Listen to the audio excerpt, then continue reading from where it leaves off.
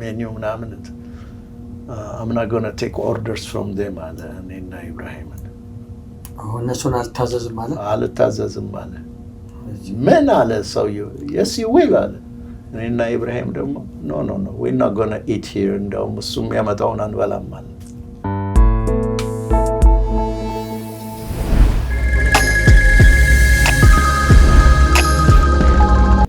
ክቡራን የዜሜን ፕሮግራም ተከታታዮች ባለፈው ሳምንት ዛሬ 55 ዓመት ወደ ዳላስ ከተማ ከመጡት የመጀመሪያዎቹ ኢትዮጵያውያን ማለትም ከአቶ ምናሴና ከአቶ ኢብራሂም ጋር ያደረግነውን ቃለ ምልልስ ተከታትላችሁ ነበር።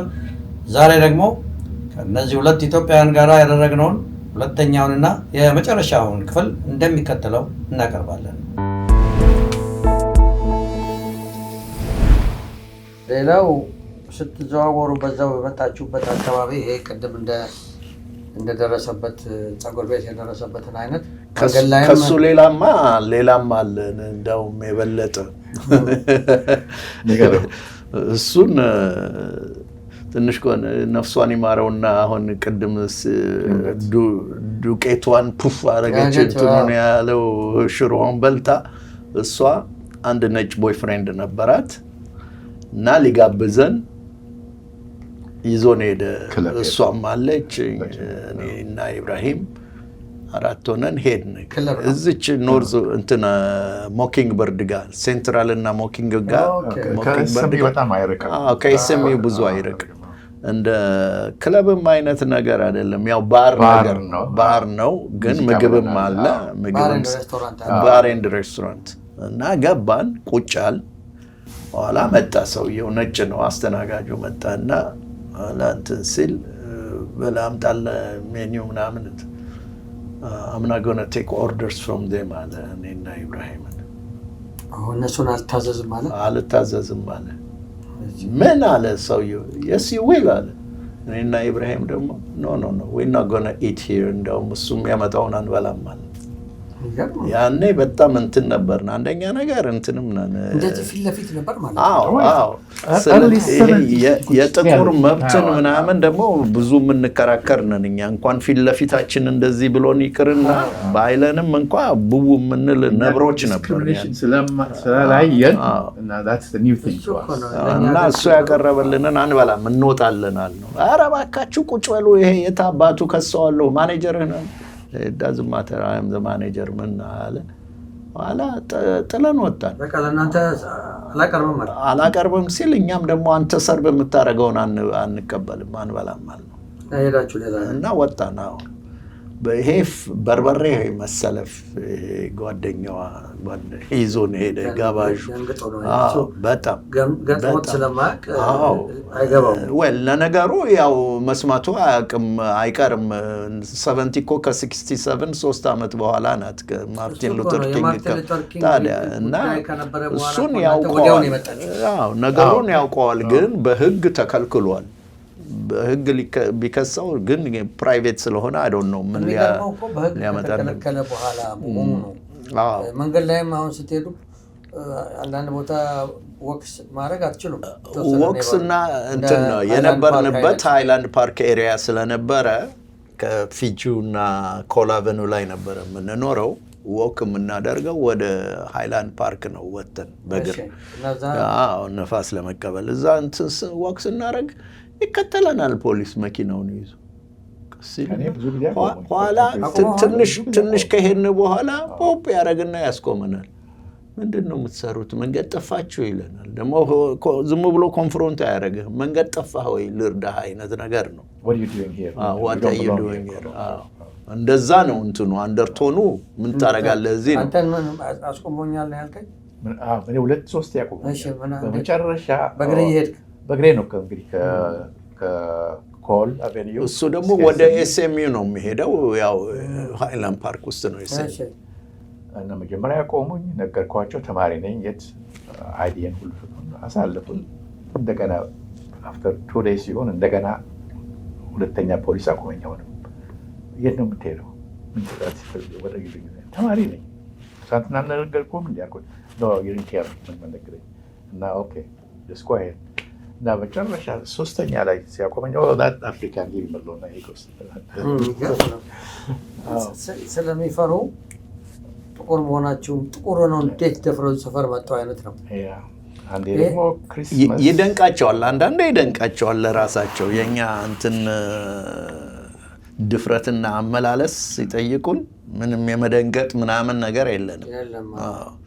ምንድነው የምትፈልጉት ነው የምንላቸው። በጣም ፓኒክ ሲሆንባቸው ነው። ምንድነው ክሪስማስ ያልከው?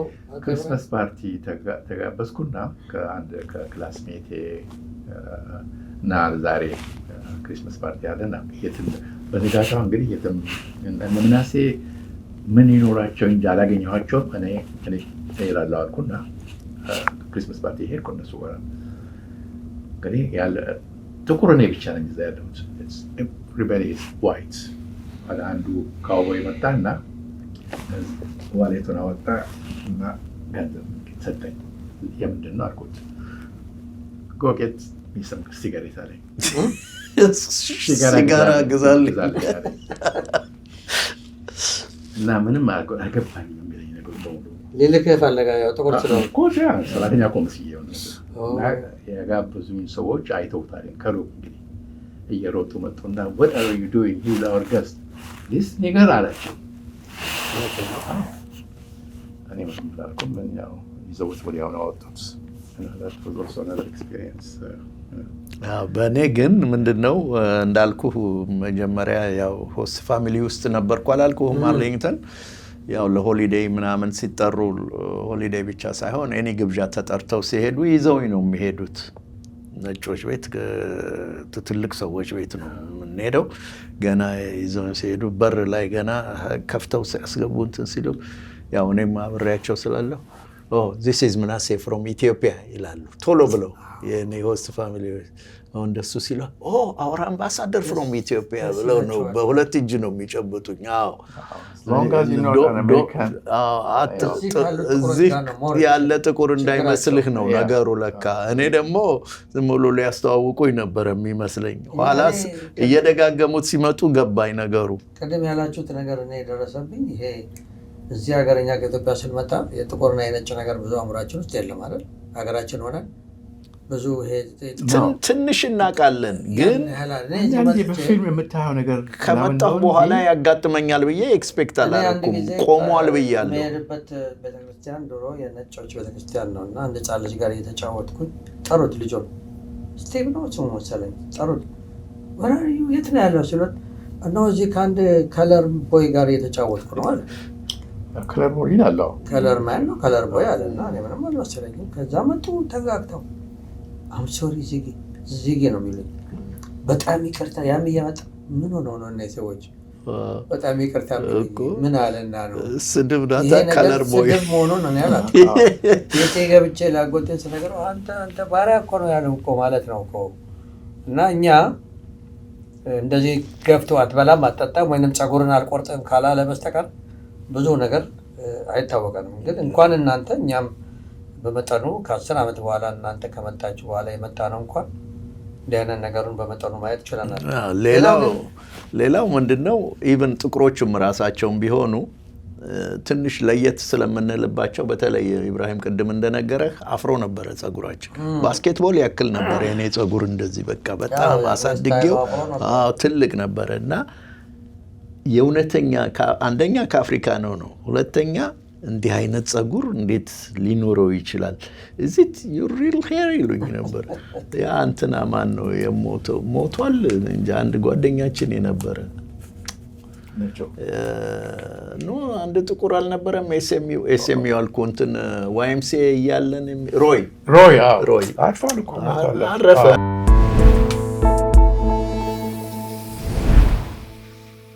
እና እውነት አይመስላቸውም ነበር። አንደኛ ነገር ጫካ ላይ እንትን ዛፍ ላይ ነው የምትኖሩት የሚል ይሄ የታርዛን ሙቪ እያዩ እንደዛ ነበር የሚመስላቸው።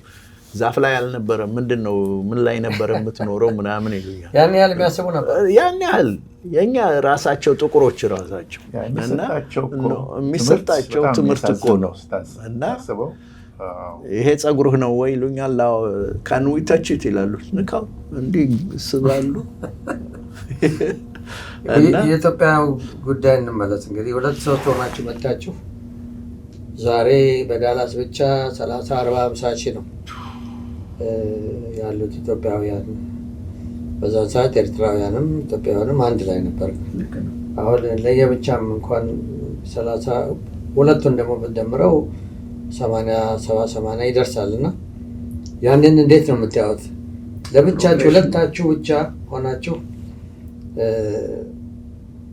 ዱቄት የሚወጣው አይነት ሽሮ እየሰራችሁ ጀምራችሁ በኋላ ደግሞ ዛሬ 30-40 የኢትዮጵያ ሬስቶራንት አለ፣ 30-40 ሺህ ኢትዮጵያውያን አሉ። እና መቼም ሂደቱ የሚገርም ሂደት ነው። ለእናንተ ወደኋላ መለስ ብላችሁ ታዩት። ይሄ እኮ ነው አሁን እንትን ልበልህና አሁን ለምሳሌ ታሪክ አዋቂዎችን ባዮች ሲናገሩ የሰውን እንደዚህ መከፋፈል ምናምን ይሄ የኔ ሪጅን ነው ይሄ አንተ ሪጅን ነው እንዲህ አልተደባለቅንም ምን አላልንም እያለ የሚያወራ እኔ በእኔ እድሜ ብቻ እንኳ ያየሁት ኢትዮጵያ ብቻ አይደለም እዚህ እንኳ ከመጣሁ ያየሁት እንትን አሁን አንተ እንደምትለው አይነት የሰው ብዛትና ሰው እንዴት እየተከፋፈለም እንደሄደ እየተለያየ እንደሄደ ያየሁት እንኳ ራሱ ትልቅ አስተማሪ ነው። አንድ ነን እንጂ ምንም ልዩነት ያለው አይደለም። አሁን ኤርትራኖች አልከኝ ቅድም መጀመሪያ የቅድም ስትናገር የነበረው ይሄ የካቶሊክ ቻሪቲስ በ80ዎቹ እያስመጣ የሚያስቀምጥ ኢትዮጵያዊ ኤርትራዊ ምን ልዩነት አልነበረም። ኤርትራ አልተለየችም ነበር፣ ኢትዮጵያ ነበረች። እና እነዛ ሰዎች ሁሉም ወንድሞቻችን እህቶቻችን ናቸው። እዛው አብረው ነው ያሉት። የኦሮሞ በለው የትግራይ በለው የኤርትራ በለው አማራው በለው ሁሉም አንድነት ነው እዛ የነበረውና ጥቂቶች ሆነን ቀደም ብለን የመጣነው ሰዎች እንደውም ኋላ ከሌሎቹ በብዙ ከመምጣታቸው በፊት የመጡት ከወደ በጅቡቲ በኩል አድርገው በፈረንሳይ አድርገው የመጡት ናቸው እና እነሱም ጭምር እያዋጣን ገንዘብ ኋላ ለመጡት ለብዙዎቹ እንረዳ ነበር። ያንን ስንረዳ እያለን አንዳንዶቹ ለካ ያው የኤርትራ የመገንጠል እንትን በፊትም ነበረ ያው ሲዋጉበት የነበረ ነው። ይሄንን አማራ እንብላው ሲሉ ሰሙ እና እንደዚህ እየተባልን ነው እኛ ያዋጣን ሚኒመም ወጅ እየሰራን እንደዚህ ለነሱ የምንሰጠው ለምንድን ነው እንዲህ ለይሰድቡን ምናምን? ታዲያ ምን እናደርግ? ያው ወንድሞቻችን ናቸው እነሱም እንደናንተው እንደኛው ናቸው።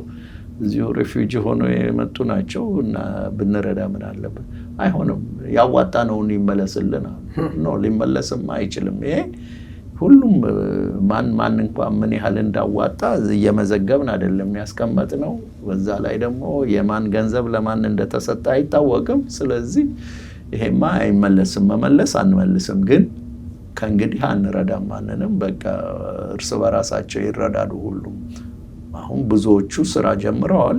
እዛም ያሉት እየሰሩ ናቸው። ካቶሊክ ቻሪቲም እየረዳቸው ነው።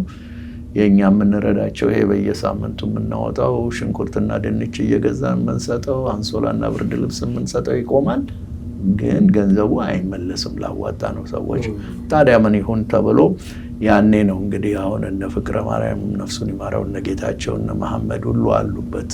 እኔም ነበርኩና ለኢትዮጵያ ለድርቅ መርጃ ይላክ ተብሎ በኦክስፋም አይደለም በወርልድ ቪዥን በኩል እንዲላክ ተደረገ።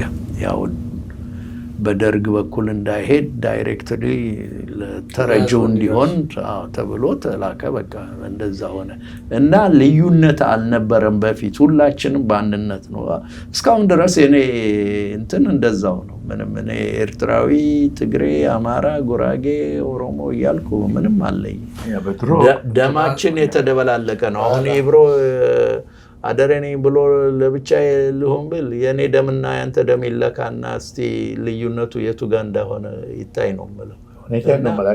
ምንም ልዩነት የለም። ወደ ኋላ ተመልሰን እንግዲህ የመጀመሪያውን ቅድም ያልኩት ሁለታችሁ ዶርም ከተገናኛችሁ በኋላ እግዚአብሔር ፈቃድ ሆኖ እስካሁንም አላችሁና ለውጡን ግን ያያችሁት ነው። ቅድም እንዳልኩት ነው የሰው ብዛት የሬስቶራንቱ ብዛት ብቻ ሳይሆን የሰውም ቅድም አቶ በናሴ እንዳለው የፖለቲካው በዘር የሃይማኖት ልዩነቱ ጥሩ ነገር ነው። መቼም ዳላስ ጥሩ ከተማ ነው ኮምፔሪንግ ከሌላ ቦታ። ግን ቁጭ ብላችሁ ሁሉንም አይታችኋል። የእናንተን እይታ መስማት ጥሩ ነው። አስተሳሰቡ ትንሽ የተለወጠው ምን ጊዜ ይመስልሃል? ከገቨርንሜንት መቃየር የተመጣ ነገር ነው። ግን እኛ ስፔሻሊ ድሮ የመጣ ነው ወንድማምሾች ስለ ብሔር በፍጹም አይታየንም ነበር። ለምሳሌ እኔ ዳይሃርድ ሙስሊም ነኝ፣ ዳይሃርድ ክርስቲያን ነው። ሪሊጅን ምንም አፌክት አያደርገውም። ሪሌሽን የሁለታችሁን የ55 ዓመት በፍጹም አያደርገውም። he is my brother። ምንም ለውጥ የለውም። losing መናሴ means I'm losing my parts። የእሱ ሪሊጅን እኔ አከብረዋለሁ እንጂ እሱ ክርስቲያን ስለሆነ ወይም እሱ ጉራጌ ስለሆነ ወይም እሱ ኦሮሞ ስለሆነ በአእምሮዬም አይመጣም። I'm looking at him as an Ethiopian. That's all። አሜሪካን ውስጥ ብኖር እንኳን ኢትዮጵያነቱ ነው የሚታይ። In addition to that, 55 years ነው ቀላል አይደለም። እኔ ከእናትና ከአባቴ በፊት የነበርኩበት ላይ ነው አብረን የምንኖረው። ከሀገር ቤት ከወጣሁ so many years ነው። ግን ይህ አመለካከት በሰው ውስጥ እኮ እየጠፋ ሄደ። አሁን ያንተ አይነት የወንድማማች ተቆየር እኮ አሁን እኮ ነው የቀረው። አሁን ፖለቲካ የምናየው ሀገር በሚደረገው ነገር እኮ የሚያሳዝነው እና እኔ ሀገር ቤት ሲሄድ about a year and a half ትራፊክ አቆመኝ። በቅርብ ትራፊክ አቆመኝ። እኔ እንኳን እኔን አልነበርኩም ምንዳው ሹፌር አለ። እኔ ከወንድሜ ልጅ ጋር ቁጭ ብያለሁ። ታክሲ ነጂው መጀመሪያ አላየውም ፖሊሱ። በጣም በኋላ አቆመ። ምን አጠፋ አለ። በኋላ በኦሮምኛ አናገረው። በኋላ ወዲያውኑ በቃ ሂዱ አለ። ለምንድን ነው ያቆመ አልኩት። እሱ እኮ የኛ ነው አትከኛ ነው። አትከኛ ማለት ለካ የኛ ነው ማለት ነው። እና እውነቴን ነው ደነገጥኩ። በቃ ቀጥታ ሂዱ እኮ አለ። ግን ለምን እንዳጠፍ ስፒድ ያድርግ ምን ያድርግ አላወኩም። ያነጋግረው ብዬ ነበር አስማስበው። በኦሮምኛ ያነጋግረው ወዲያውኑ ሂዱ አለ። እና እኔ ደነገጥኩና ምን አትልከ ነው ምንም አይልም የኔ ሰው ነው ምን ልበል ዝም አልኩ በቃ። እና እዚህ ያለው ሁኔታ አንተ ቅድም ስትነግረኝ የሁለታቸው ግንኙነት ነገርከኝ። በዛ ሰዓት የዘር ሃይማኖት ምንም አይነት ነገር እንደሌለም አጫወትከኝ። ከዛ በኋላ ግን 10 ዓመት 20 ዓመት 30 ዓመት 40 ዓመት እየቆያችሁ ስትሄዱ ሁኔታው የተለወጠ ሲሄድ ታይ ነበር። የሰው የዘሩ የሃይማኖቱ ለምን ታየዋላ ምልህ እዚህ ለምሳሌ የድሮ ጓደኞች ላይ አላየም መለወጥ ብዙ አይታየኝም። ግን አዲስ መጪዎቹ ላይ ይጠይቋል። አንተ ከየት ነው መጣኸው? አደርዳን ኢትዮጵያነትን ኩዌሽን ከማድረግ ብሔርን ይጠይቋል። ምንድን ነህ አንተ? ትግሬ ነህ? ኦሮሞ ነህ? አማራ ነህ? የት ነበር? ዳት አይነት ኩዌሽን ይቀድማል አደርዳን ኢትዮጵያዊነት በመጠየቅ እና እሱም ማየት ትንሽ ያሳዝነኛል። እና የፖለቲካውም የሃይማኖትም ልዩነት እየበዛ ሲሄድ ታያለህ። እንግዲህ እኔም ደርሼበታለሁ። የመጀመሪያ በዳላስ ከተማ ፈረንጅ ቤተክርስቲያን ነበር የሚካሄደው እና በኋላ ኢትዮጵያን ቤተክርስቲያን ሲከፈት ተራ ተገብቶ ሲጸዳ አንዱ ቀንቷት ሴት ጀማል የሚባል ጓደኛ አለ እግር ኳስ ተጫዋች እና 7 ሆነው ሲያጨዱት 3ቱ ሙስሊሞች ናቸው። ኢትዮጵያ ቤተክርስቲያን ሚካኤል አዲስ ተገዝተው ማለት ነው። ያ መንፈስ በዛ ሰዓት እነዚህ ሰዎች ሃይማኖት ሳይሆን ኢትዮጵያውያን የራሳቸው የሆነ ኢንስቲትዩሽን፣ ኢትዮጵያውያን የራሳቸው የሆነ ክርስትና ወንድሞቻችን የራሳቸውን ማምለኪያ ቦታ በሚል ስሜት ነው እነዛ ሰዎች እንጂ የሙስሊም ሰው የክርስቲያን እንትን ሄዶ አያጸዳም። ያንን ነው እኔ እንኳን ስመጣ እና መናሴም ይሄን ሞር እያየህ ነው ከአሁኑ ጋር ስታያየው ልዩነቱ ጉልህ ነው። በጣም በጣም ብዙዎች ናቸው የሙስሊም ወንድሞቻችንና እህቶቻችን የሚረዱ የነበረው የሚካኤል ቤተክርስቲያን ሲቋቋም በኢትዮጵያዊነት ነው። ይሄ ኢትዮጵያ ነው የሚል ነው ስሜቱ እንጂ የሃይማኖቱን ጥልቅ ዲቪዥን አይደለም እዛ ውስጥ እያዩ ያሉት። አንደኛ ነገር በሃይማኖትም ብንሄድ እኮ በአንድ አምላክ ነው የምናምነው ሁላችንም፣ ከኤቲስት በስተቀር አምላክ አለ ብለን ሁላችንም በዛ ነው የምናምነው። አንድ ነው ሃይማኖት ልክ ነው። አሁን እሱ እንደሚለው ነው የጋራ ንብረት ነው ይሄ እና አይደንቀኝም። ኢትዮጵያ እዚህ ብቻ እኮ አይደለም። ኢትዮጵያም ውስጥ ብትሄድ አሁን ብዙዎችን የምሰማው በወሎ ያሉ ቤተክርስቲያናት ብዙዎቹ የሙስሊም አካባቢ ውስጥ ያሉ ቤተክርስቲያኖች በሙስሊሞች እንደተገነቡ ነው፣ በእነሱ አስተዋጽኦነት የተገነባ ነው የምሰማው። ይህንን እየሰማን ነው የኖር ነው። በተቃራኒው ደግሞ እርስ በርሱም ሲፋጅ አይተናል እና የዘመኑ የዘር ነገር እየቀረበ ነገር ድሮ ጓደኛ ስንይዝ ሀገር ቤት ዘሩን አናውቅም እስከምናድግ ድረስ። የትግራይ ጓደኛ ካለህ እናትየው ሹሩባ እንዳላቸው ታያለህ፣ ወይም ቤታቸው ስትሄድ ለየት ያለ ነገር ሌላ ጋር ማታየው አንበሻ ትበላለህ። ያንን ወደ ዘር አታረጉመው በፍጹም። ሌላም ቦታ ስትሄድ እንደዚሁ በየዘሩ የተለያየ ባህል ያጋጥማል ጓደኞች ቤት ስትሄድ። ያ ግን ልዩነት ፈጥሮብን አያውቅም። ትክክል። ይሄ እኮ ያመጣሁት ምንድን ነው? ብቻችሁን እዚህ መታችሁ ሁለታችሁ ለእናንተ በጣም በጣም ጥሩ ምሳሌ ናቸው። እናንተ የ55 ዓመት ጓደኝነት የዘርና በዘርም ከመጣን አንድ አይደላችሁ፣ በሃይማኖትም ከመጣን አንድ አይደላችሁ። ኮመን በሚባለው በኢትዮጵያዊነት ነው። ኮመን በሚባለው የኢትዮጵያዊነት እንግዲህ ኢብራሂም እንዳለው እንደ ወንድማማች ኖራቸዋል። ያ ነገር እየጠፋ ነው አሁን ነው የኔ ፍርሃት። ያ ነገር የለም። ለእናንተም ሻክ አይደለም ወይ? ቁጭ ብላችሁ ልዩነቱን እያያችሁ ስትሄዱ ውስጡ ገብታችሁ ማለት ነው። ለእኔ የሚመስለኝ ምን መሰለህ፣ ይሄ ነገር ሲክሊካል ነው የሚመስለኝ። ምን ማለት ነው? አንደኛ እንደዚህ ዲቪዥን ይመጣ ይሄድና ደግሞ ተመልሶ ወደ ቀልቡ ይመጣና እኔ እኮ የተለየሁ አይደለሁም እኮ አንድ ነኝ እኮ ተብሎ ደግሞ ወደ ውህደቱ ወደ አንድነቱ ይመጣል። ምክንያቱም ሪያላይዝ ሲያደርገው ፋክቱ ያ ነው። ወደድንም ጠላንም ትንሽ ልዩነት እንኳ ቢኖር በሰው ዘር ውስጥ ነጭ ጥቁር እያለ የተለያዩ ትንሽ የዲኤንኤ ዲፍረንስስ ይኖራሉ እንጂ ለእኔ ሳድግ እውነቴን ነው የምልህ፣ ታሪክም ሳጠና እንደዛ ነው ያጠናሁት። ኬንያ፣ ሱዳን፣ ሶማሌ፣ ኢትዮጵያ በአጠቃላይ ጅቡቲ፣ ኢትዮጵያ ስል ኤርትራንም ጨምሮ እነሱ በሙሉ አንድ ነበሩ። የኢትዮጵያ ግዛት ነበር የሚባለው በድሮ ሳጠና 10ኛ ክፍል የተማርኩት ኢትዮጵያን ሂስትሪ ምናምን ውስጥ እንደዛ ነው። ቀስ እያሉ የፈረንጆች እንትን ነው እየፈረካከሰ አሁንማ ኢትዮጵያን እንዳውም ራሷን እንኳን ኤርትራም ከተገነጠለች በኋላ ኢትዮጵያንም እንደዚሁ ለመፈረካከስ እየተሞከረ ነው ያለው እና በውጭ ግፊት የመጡ ናቸው። አወቅን ባዮች ነን ደግሞ አንዳንዶቻችን የፈረንጁ የሚመግበንን ስለተፋን አውቀናል ብለን የምንናገር ነን። ግን እውቀት አይደለም፣ ያድንቁርና ነው በእውነቱ። ውስጡ ገብተህ ፈልፍለህ ስታየው የድንቁርና መንስኤ ነው እንጂ የእውቀት የጥበብ እንትን አይደለም። እኛ እዚህ ያለ ነው ኢትዮጵያውያን በሙሉ ለምሳሌ እኔ አምና ኢትዮጵያን ዴይ ላይ ተጋብዤ ነበር።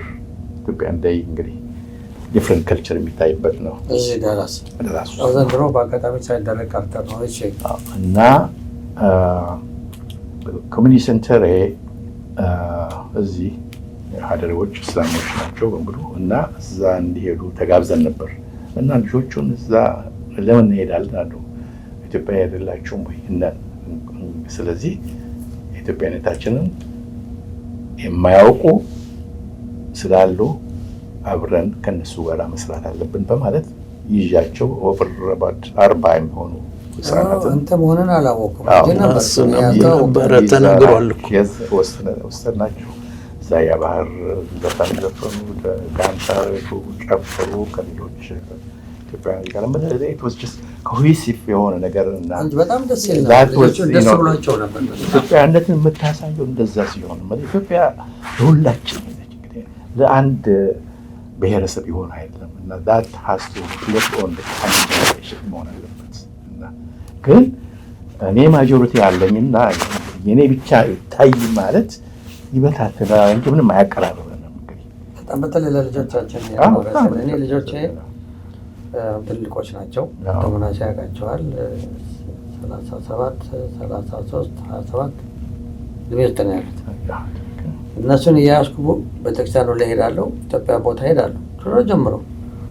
እኔ ደግሞ የሙስሊም ኮሚኒቲ ጋር ቅርበት ስላለኝ ኤኒቲንግ ፋንክሽን ቢላል ከመጀመሩ በፊት ድሮ ገና ሄዳለሁ፣ አልቀርም። እና አንድ ጊዜ የሆነ ትልቅ እንትን ነበረ፣ ሄዱና ይዘዋቸው ሄደው አብረው ከነሱ ጋር ስቴጅ ላይ ወጣቶቹ በሙስሊም በዓል ነበር ይዘምሩ ነበር።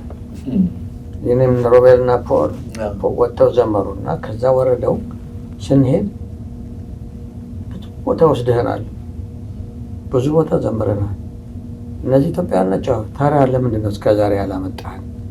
ለምንድን ነው ከነሱ ጋር ሁሌ ያልዘመር ነው? እና ምንድን ነው እኔ ያነበብኩት አሁን ከልጆቹ አንድ ነገር ነው፣ የልጆቹ ንጹህ ልብ። የሃይማኖቱ ልዩነት አይደለም የታያቸው ኢትዮጵያውያኖች ናቸው። እና እንዴት እዚህ ሳታመጣን ቀረህ? ያንን አይነት ንጹህ ልብ የለም። አሁን ሙሉ ለሙሉ የለም ባይባልም ጠፍቷል። ስለዚህ እኮ ነው እኛ ሽማግሌዎቹ እኛ እንደምንም ብለን ኔጌቲቪቲውን ረስተን ትንሽም ነገር ትሆን ፖዚቲቭን ኤክስፕሎር አድርገን እሱ ማየት ሳይፈልብን ያለበለዚያ ኮምፕሊትሊ ዊገን ሬስት እንጠፋለን። ስፔሻሊ እዚህ ሀገር መጥተን ከልቸራችን በሙሉ እንረሳለን። ዌስተርን ከልቸር ወይም ነው የሚያደርገን እና አንድነት መስራት የምንችለው ከልቸራችን ሼር ካደረግን አትሊስት አወር ኤግዚስተንስ ሹድ ቢ ፕሮሎንግ ለብዙ ጊዜ ለመኖር እንችላለን። ግን በአሁኑ አስተያየት እውነቴን ነው የምላችሁ the next 40 years you might not be able to talk to in Amharic or in Arabic. It's all going to be taken away. This is not lightly የሚወሰድ ነገር አይደለም እና ስለዚህ በተቻለን መጠን ትንሽ ጥሩ ነገር ካለ ያንን ሪች አውት አድርገን ለሁሉም እንዲያየው it's up to them ይሰሩት አይሰሩት ግን we have this culture this Ethiopian culture የኛ ቦታ ነው። እንግዲህ እናንተ እዚህ መጣችሁ የትምህርት ቤቱንም ነገር አጫወታችሁኝ፣ ብዙ ነገር አካፈላችሁኝ። እንግዲህ የብቸኝነት ስሜት እዚህ ሀገር ሲመጣ አለ እና ትልቁ ነገር ትምህርት ቤቱም የደረሰባችሁ እንዴት ነው፣ አውሮፕላን ማረፊያም እንዴት ነው ብዬ ጠየቅኳችሁ። አሁን እኔ በጣም በኮሚኒቲ ውስጥ አክቲቭሊ እሰራለሁ በተለያየ መልኩ ነው። ለላስት 34 years አንዱ ያየሁት ነገር ከውጭ የሚመጡ ሰዎች በተለይ ቤተሰብ የሌላቸው ግራ ነው የሚጋቡት፣ ምንም ነገር አያውቁም። አንዳንዴ እንደውም ህገ ወጡንና ህጋዊ ነገር ከኢትዮጵያ ያለውና የተለያየ ስለሆነ በህግ ፊት የሚቀርቡበት ጊዜም አለ። ከብቸኝነት የሚበሉት የሚጠጡት የሚለብሱት ከማጣት ወይንም የሚያነጋግሩት ዘመድ ከማጣት ባሻገርና ይሄ ችግር በእናንተ ጊዜ ብዙ የነበረ አይመስለኝም፣ ግን የበፊቱንም የአሁኑንም አይታችኋል። ስለዚህ ሁኔታ ምንድን ነው የምትሉት? በእናንተ ላይ ከደረሰውና አሁንም ደግሞ አዳዲስ የሚመጡ አሉ? በእኛ ጊዜ በእርግጥ ማንም ጋይድ የሚያደርገንም አልነበረም። በራሳችን ጥረት ነው። ቬሪ ኮሽየስሊ ነው የኖር ነው። በጣም በመጠንቀቅ ሁሉንም ነገር ግራ ቀኝ እያየን ፈራ ተባ እያልን ነው ስናካሄድ የነበረው። በተለይ ለትምህርት ስለመጣን ስትሪክትሊ ትምህርታችን ላይ ነው። ያው ግፋ ቢል ከመንግስት ጋር ትንሽ እንትን የሚለን ቢኖር ስራ ላይ እንዴት ነው ያችን 20 ሰዓት ብቻ ሰርተን መኖር እንችላለን ወይ ትንሽ 5 ሰዓትስ ብንጨምርባት እያልን እሷን ትምህርት ቤት ሆነን ነው እንግዲህ እና ከዛ በካርተር ጊዜ ነው እንግዲህ ለኛ የተፈቀደልን የሪፊውጂ ስታተስ አሳይልም በነፃ ዝም ብሎ ከዚህ ዓመት በፊት የነበራችሁ ከ75 ነው ግድማ ይላችሁ 80 ኦፍ ኮርስ ሬጋን መጣ ግን ከ80 በፊት 76 እስከ 80 ካርተር ነበር ከዛ ሬጋንም ቀጠለበት ግን ካርተር ነው ግሪን ካርድ ታገኙ አርጓል ማለት ግን ኢቭን ያም ሆኖ አፕላይ አላረኩም ነበር እኔ በካርተር ጊዜ ምንም የሚያጨንቅ ነገር ምንም ባለቤቴ መጣ ከግሪክ ከመጣች በኋላ ነፍሷን ይማረውና ከዛ በኋላ ነው እኔ ግሪን ካርድ በቃ እዚህ እኖራለሁ ብዬ ወሰንኩት እንጂ ከዛ በፊት ኢቭን ያ ሁሉ የደርግ ልቂት ምናምን የመመለስ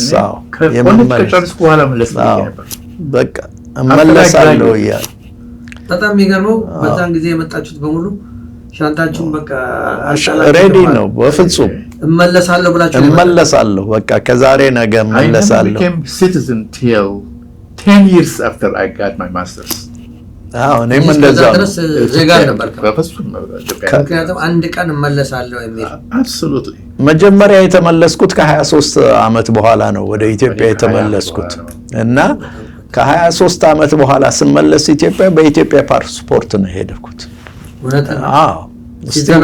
ሲቲዝን አልሆንኩም ልክ በተመለስኩ በአመቱ ነው በቃ አየሁት በ93 ነው እንትን ወደ እንትን ያረኩት ለሲቲዝንሺፕ አፕላይ ያረኩት እና ቀደም ወዳልነው ነው ቀደም ማተመናሴ ነካርገው ያለፈው ይሄ አሁን የሚመጡትና ድሮ የብቸኝነቱ ስሜት አሁን የሚመጡት እኮ በጣም እድለኞች ናቸው ድሮ ከናንተ ከነበረው ጋር ኮምፔር ስናደርግ አሁን ሰው ኤርፖርት ይጠብቃቸዋል ምሳሌ ቸርች አለ ሙስሊምስ ኦርጋናይዜሽን አለ ኦርቶዶክስ ኦርጋናይዜሽን አለ የሚያርፉበት ቦታ ከሌላቸው የሚረዳቸው ሰው አለ የሚያያቸው ሰው አለ እና ቀጥታ ከኤርፖርት ተቀብለን ወደ ዘመዶቻቸው ይሄዳሉ we didn't have that luxury እናንተ ያን ያልነበራችሁ በፍጹም አልነበረም ያን እንዳልኩ ያው ኤርፖርት ለ4 ሰዓት ቁጭ አሉ ለ4 ሰዓት ያንን ሰውዬ እግዚአብሔር ባይወጣ ቢኖረው ወይቴ ነው ማለት አሁን ነው ወራው እና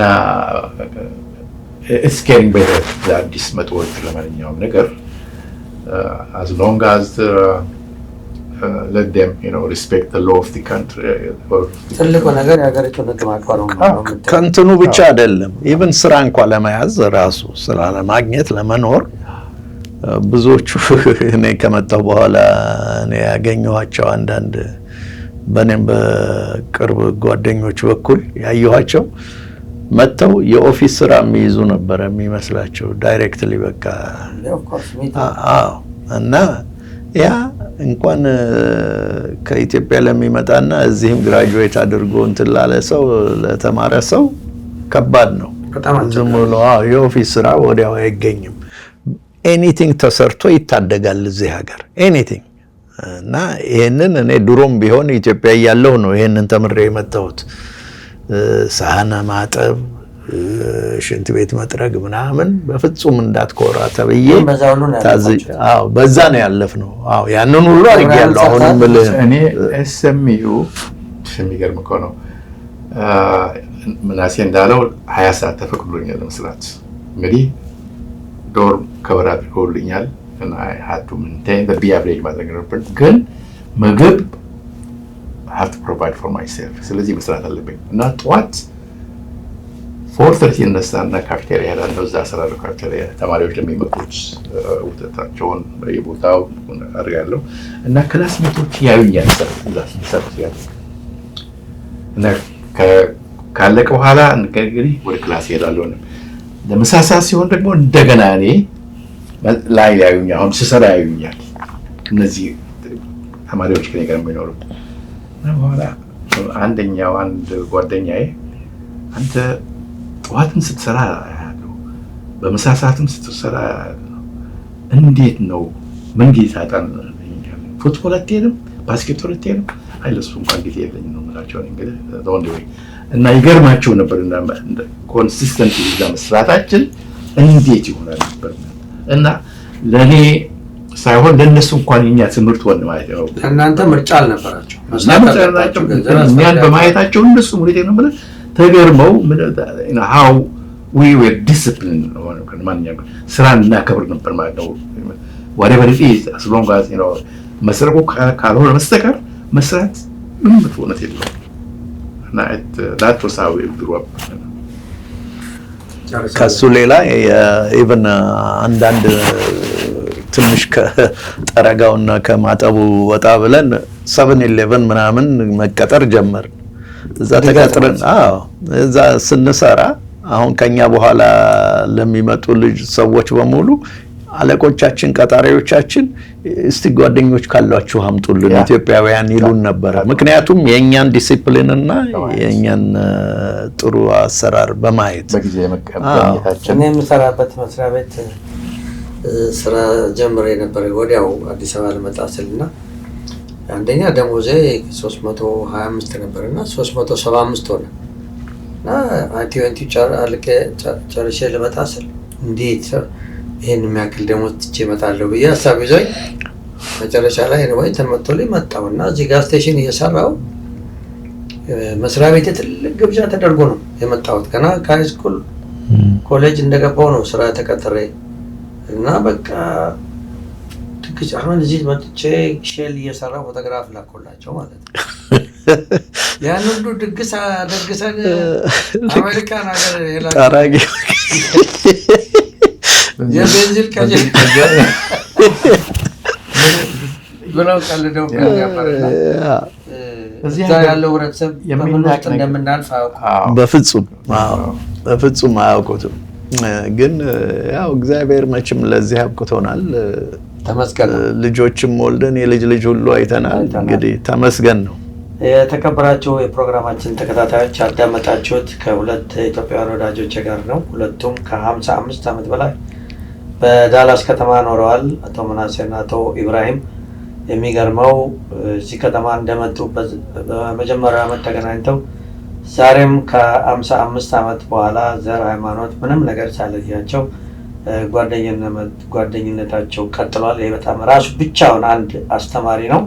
በሌላ በኩል የኑሮ ተመክሯቸውን በትምህርት ቤት በጥቁርነታቸው የደረሰባቸውን አጠቃላይ በ55 ዓመት ቆይታቸውን ነው ያወጉንና ይህንን ፕሮግራም በተከታተላችሁ የፕሮግራማችን ተከታታዮች በዚኤምኤን ሚዲያ ተከታታዮች ስም እነዚህ ሁለት እንግዶችን እጅግ በጣም ከልብ ነው የማመሰግነው። ምናልባት ዛሬ ተወያይተን ያላነሳችሁት ነገር ካለ ወይም ደግሞ ሌላ አሁን ቅድም ወደ መጨረሻ በህብረተሰባችን ውስጥ ያለውን የመከፋፈል ስሜት የነገራችኝ በጣም እኔን ራሴን ስሜት ውስጥ ከቶኝ ነበርና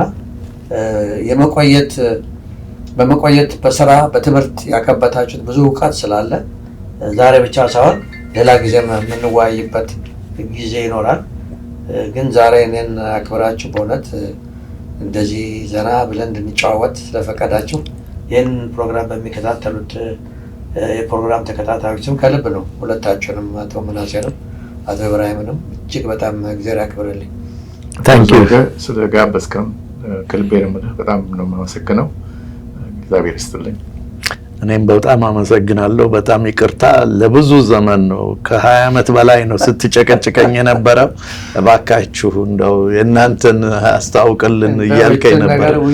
ወደፊት እንግዲህ ሌላ ጥያቄ ከተመልካቾችም ካሉ ቀርባለሁ። ግዴ ነው። አቶ ኢብራሂም ያው ውይይቱን ካለቀ በኋላ አውቆ ነው ያነሳው ልንዘጋ ስንል አሁን እናንተ 55 ዓመታችሁ ነው እና 35 እና 40 ዓመት አካባቢ ስትቆዩ ገርሞኝ ይሄን ያህል ቆይታል በቁጭ ብለን አሁን እንደዚህ የዩቲዩብ ሚዲያ ሳይኖረኝ በፊት ያው የሬዲዮ 30 ዓመት በላይ በሬዲዮ ቆይቻለሁ። ነገ ሲለኝ ብዙ ጊዜ ነው ባንተ ነው የሚያሰበው ኢብራሂም እንዲሁ ነው ይለኛልና እንኳን ይሄን ሁሉ አልፎ ዛሬ ተገናኝተን የዛን ሁሉ ቁጭት ያለ ጓደኛዬ እንዴት ሆኜ ወንድሜን ትቼማ ብቻዬን ልቀርብ አልችልም። ሌላ ጊዜ ውይይት ይኖረናል። በጣም አመሰግናለሁ። እሺ፣ በጣም ነው። ታንኪዩ